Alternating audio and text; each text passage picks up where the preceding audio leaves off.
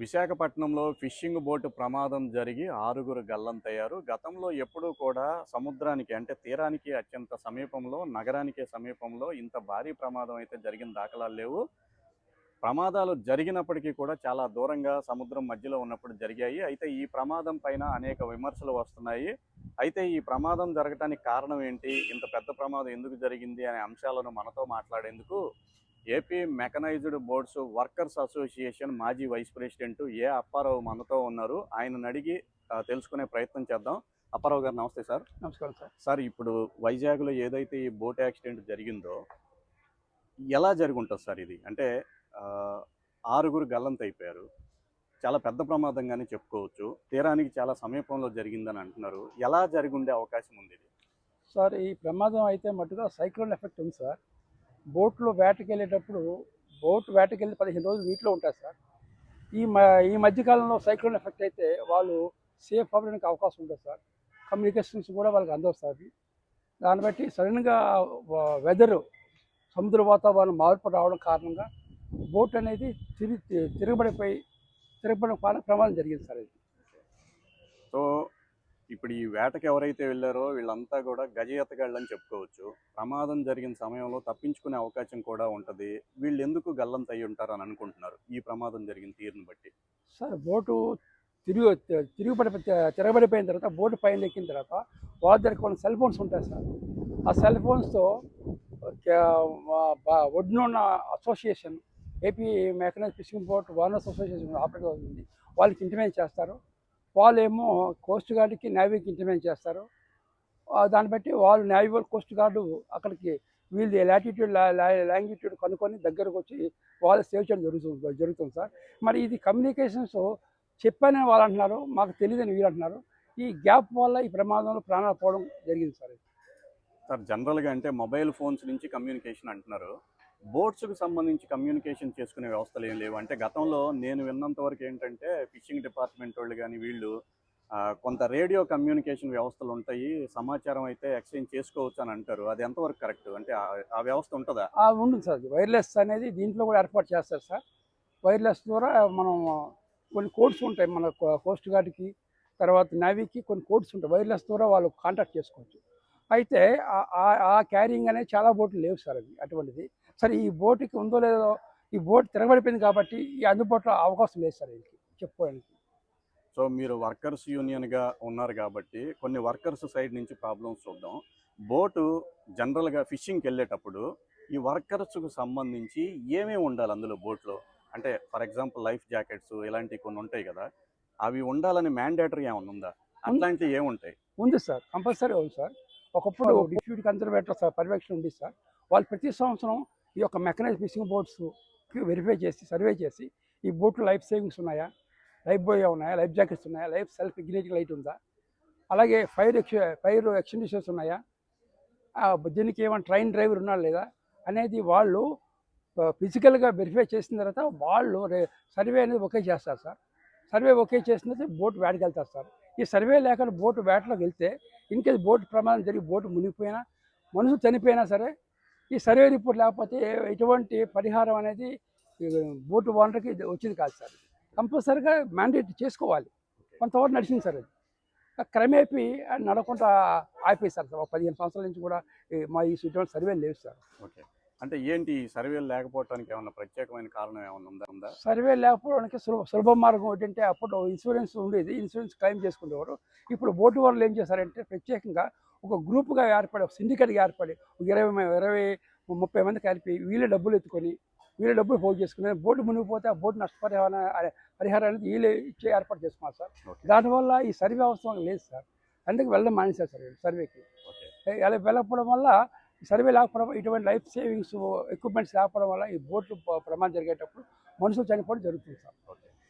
ప్రధానంగా చూసుకుంటే గంగవరం పోర్టుకు దగ్గరలోనే ఈ ఇన్సిడెంట్ జరిగింది. అంటే తీరానికి చాలా సమీపంగానే అని చెప్పుకోవచ్చు. అయినప్పటికీ కూడా వీళ్ళందరూ ఫిషర్మెన్ కమ్యూనిటీ వాళ్ళే, ఈతలు కొట్టడం కూడా సముద్రంలో ఈత కొట్టేంత వాళ్ళే. వాళ్ళు ఎందుకు బయటికి రాలేకపోయి ఉండొచ్చు సార్? మొన్న బ్రతికిన బాధితుడు చెప్పిన ప్రకారం 10 మైళ్ళు దూరం అని చెప్పన్నారు సార్. 10 మైళ్ళు అంటే అంత ఈజీ కాదు సార్ ఒడ్డుకి రావడం. తర్వాత వాతావరణం కూడా అనుకూలంగా లేదు సార్. అక్కడ ఎత్తు పొలాలు ఇది అలలు ఒత్తిడి ఎక్కువైపోయింది సార్. అలా అప్పటికే కొన్ని గంటలు వాళ్ళు ఈదుకొని వచ్చి ఉన్నారు సార్. వాళ్ళు ఈదుకొని సపోర్టెడ్గా వలలు కట్టిన ఫ్లోట్స్ తప్పించి రెండో వాళ్ళకి అందుబాటులో లేదు సార్. ఆ ఫ్లోట్స్ వరకు కొంతవరకు ప్రాణం కాపాడుకున్నారు సార్. దాన్ని బట్టి చాలామంది వాళ్ళకి అనారోగ్యంగా చేత అలసిపోయి మేము ఇంకా నడవలేము, ఇంకా మా పిక్కలు పట్టేస్తాయి అనే దాని మీద హోప్లెస్ అయిపోయి షిప్ దగ్గరికి కొంతమంది చేరుకున్నారు సార్.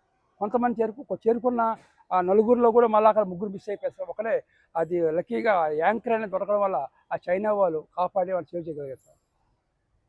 సో ఇప్పుడు ఈ యాక్సిడెంట్ చూసుకున్నాం మనం. అదే రోజు 3 బోట్లకు సంబంధించి యాక్సిడెంట్ జరిగింది. కొంతమంది పారాదీప్ పోర్ట్ వాళ్ళు రక్షించారు, కొంతమందిని కొన్ని చోట్ల సేవ్ అయ్యారు వాళ్ళు. ఈ బోటుకి ఇంత ప్రమాదం ఎందుకు జరిగింది అంటే, మీకు ఒక 40 ఏళ్ళ ఎక్స్పీరియన్స్ ఉంది, దీని మీద ప్రత్యక్షంగా చూస్తున్నారు. గతంలో ఎప్పుడైనా ఈ స్థాయిలో ప్రమాదాలు జరిగాయా? ప్రాణ నష్టం జరిగిందా ఇంత స్థాయిలో దగ్గరలో జరిగిన ప్రమాదాలు? జరిగింది కానీ సార్, ఈ విధంగా బోటు తిరగబడిపోవడం వల్ల జరగలేదు సార్. కొన్ని తుఫాను వచ్చి 99 తుఫాను వచ్చింది సార్. తుఫాను చాలా బోట్లు మునిగిపోయి చాలామంది కొన్ని వందల మంది చనిపోవడం జరిగింది సార్. 99 తుఫాను పెద్ద తుఫాను అది. అప్పటికి ఇటువంటి కమ్యూనికేషన్ వ్యవస్థ లేదు సార్. వెదర్ వార్నింగ్ ఇచ్చే వ్యవస్థ అనేది అప్పుడు లేదు సార్ అప్పట్లో. కాబట్టి అనుకోకుండా ప్రమాదం జరిగి చాలా ఎక్కువ మంది చనిపోయారు సార్. ఇది తర్వాత మీరు అన్నట్టు ఒడ్డున ప్రమాదం ఎలా జరుగుతుందంటే, రుచికొండ దగ్గర మా టైంలో ఒక పెద్ద షిప్ వెళ్తుంటే షిప్ అనేది నైట్ టైం తెలియదు సార్. షిప్కి రెండు రైడ్లు ఉంటాయి సార్. ఓకే. లెఫ్ట్ రైట్ చెప్పింది ఒకటి, తర్వాత లెంగ్త్ ఎంత అని చెప్పి బల్బులు ఉంటాయి సార్. అవి పాయింట్స్ వైజ్గా ఉంటుంది, 12 పాయింట్లు, 18 పాయింట్లు, 24 పాయింట్లు. దాన్ని బట్టే ఒక ట్రైన్ డ్రైవర్కి అయితే తెలుస్తుంది సార్ నావిగేషన్ రూట్స్. ఈ తెలియక షిప్ దగ్గరలో ఇది ట్రావెలింగ్ అనేది బోటు వెళ్ళడం వల్ల, ట్రావెలింగ్ అంటే బోటు నెట్టేసిన తర్వాత కొన్ని వందల మీటర్ల వైరు పాస్ అయి ఉంటుంది సార్ పైకి వెనక్కి నెట్టు. ఈ వైర్ మీదకి షిప్ ప్రొపెల్లరు అడ్డగా వెళ్ళిపోవడం వల్ల ప్రొపెల్లర్కి వైర్ చుట్టేసి షిప్ని బోట్ని లాగేసి మునిగిపోయి నలుగురు చనిపోయారు సార్ అప్పట్లో ఆ టైంలో. అది ట్రైన్ డ్రైవర్ లేకపోవడం వల్ల ఇటువంటి జరుగుతుంది సార్. అది జరిగింది సార్. తర్వాత 99 తుఫాన్లో మట్టుగా చాలా ఎక్కువ మంది, చాలా పెద్ద తుఫాన్ సార్ అది, చాలా ఎక్కువ మంది బోట్లు మునిగిపోవడం కానీ చనిపోవడం కానీ జరిగింది సార్. చెప్పండి సార్. ఈ ట్రైన్డ్ డ్రైవర్లు అంటున్నారు కదా, ఇప్పుడు ఈ బోట్లో సముద్రంలోకి వెళ్ళే ముందు ఆ బోట్లో ట్రైన్డ్ డ్రైవర్ ఉన్నాడా లేదా అని ఎవరు చూస్తారు? ఎవరు పర్మిషన్ ఇస్తారు లోపలికి వెళ్ళడానికి? సార్ యాక్చువల్గా అయితే 20 అండర్లో ఉండాలి సార్. తర్వాత ఫిషరీస్ డిపార్ట్మెంట్ అండర్లో కూడా ఉంది సార్. మా టైంలో ఎస్పీ ప్రసాద్ గారు అని చెప్పి కలెక్టర్ గారు ఉన్నారు సార్. కలెక్టర్ గారి టైంలో మేము ఈ విషయం మీద ఆయనతో 17 రోజులు నిరాహార దీక్ష చేసి ఆయనతో చర్చలు బోటు వాళ్ళకి మాకు చర్చలు జరిగిన తర్వాత ఈ విధంగా ప్రమాదం జరుగుతున్నాయి సార్, పర్యవేక్షణ కొరబడుతుంది సార్, ఈ లైఫ్ సేవింగ్స్ వేయట్లేదు సార్, లైఫ్ బోట్లు వేయట్లేదు సార్, ప్రమాదం చనిపోతున్నారు సార్. తర్వాత లాగ్ బుక్ అనేది మెయింటైన్ చేయాలి సార్. వీళ్ళు లాగ్ బుక్ స్టాఫ్ ఎంతమంది ఉన్నారు అందులో, వాళ్ళ పేర్లు ఏంటి, వాళ్ళ ఊర్లు ఏంటి, ఇప్పుడు వేటకి వెళ్ళింది, ఇప్పుడు వేటకు వచ్చింది అన్ని వివరాలు రాయట్లేదు సార్. కాబట్టి ఇవన్నీ చేయాలంటే మీరు చెక్ పోస్ట్ మాకు కావాలని చెప్తే అప్పట్లో ఎస్వి ప్రసాద్ గారు ఈ మధ్యనే చీఫ్ సెక్రటరీ రిటైర్ అయ్యారు స్టేట్ గవర్నమెంట్కి, ఆయన చెప్తే ఆ మౌత్ దగ్గర చెక్ పోస్ట్ పెట్టమని చెప్పేసి అప్పట్లో చెప్పడం జరిగింది సార్.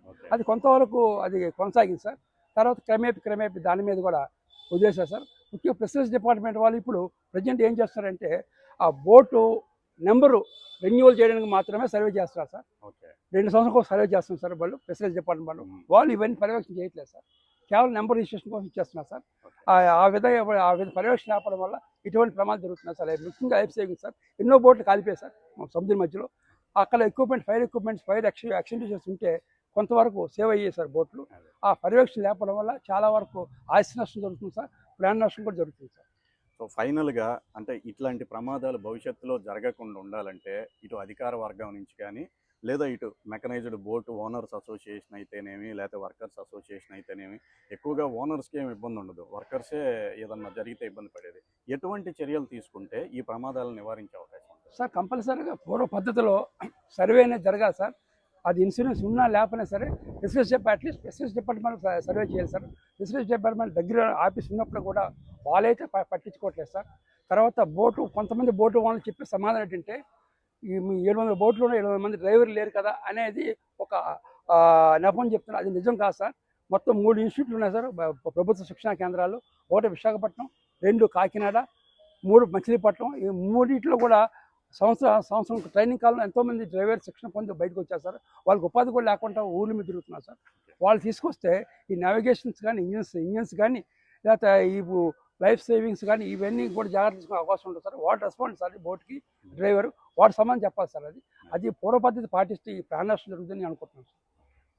ఇది మొత్తానికి ఇటు ఫిషరీస్ డిపార్ట్మెంట్ నుంచి కొన్ని చర్యలు తీసుకుంటే ఇటువంటి ప్రమాదాలు జరగకుండా నివారించే అవకాశం ఉంటుందని చెప్తున్నారు. ప్రధానంగా ఎవరైతే బోటు డ్రైవింగ్ చేసే ఉన్నారో వాళ్ళకి నైపుణ్యం ఉందా లేదా అనేది ఫస్ట్ చెక్ చేయాలని, అలాగే బోట్లో లైఫ్ జాకెట్స్ కానీ ఇతర రక్షణ పరికరాలన్నింటినీ కూడా నిబంధనల ప్రకారం ఉంచితే ప్రమాదాలు జరిగిన సమయంలో ప్రాణ నష్టం లేకుండా వర్కర్స్ బయటపడే అవకాశం ఉంటుందని చెప్తున్నారు.